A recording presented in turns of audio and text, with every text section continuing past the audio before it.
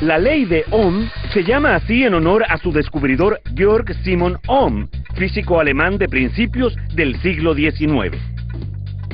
La ley de Ohm establece que la cantidad de corriente que pasa por un circuito es directamente proporcional al voltaje aplicado e inversamente proporcional a la resistencia del circuito.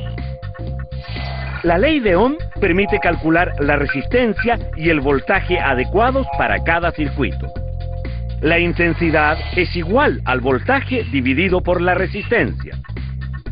La resistencia es igual al voltaje dividido por la corriente. Y el voltaje es igual a la corriente multiplicada por la resistencia. La intensidad de corriente eléctrica corresponde a la cantidad de carga eléctrica que pasa por un punto de un conductor en un segundo. Se mide en amperes. El voltaje o fuerza electromotriz dependerá de lo que llamaremos fuente de voltaje y se mide en voltios. La resistencia que opone el conductor al flujo de corriente es lo que llamamos resistencia eléctrica. Se mide en ohmios. En un circuito de resistencia constante, la corriente y el voltaje son proporcionales. Si se duplica el voltaje, se duplica la corriente. Por otro lado, si se duplica la resistencia de un circuito, la corriente se reduce a la mitad.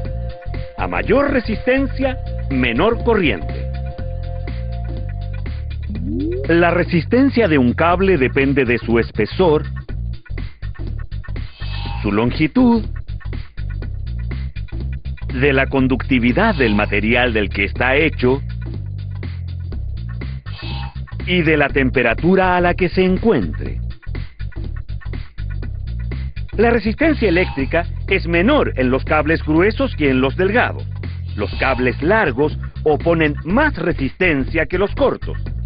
En la mayoría de los casos, un aumento de temperatura se traduce en un incremento en la resistencia del conductor. La ley de Ohm es una herramienta fundamental para el cálculo en los fenómenos eléctricos.